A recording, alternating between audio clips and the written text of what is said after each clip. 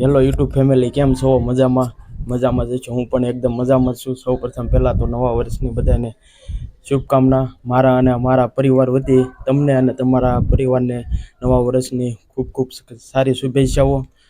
અને તો મિત્રો, હવે આપણે બધી ગાડીનું એનું મુહૂર્ત કરવાનું છે.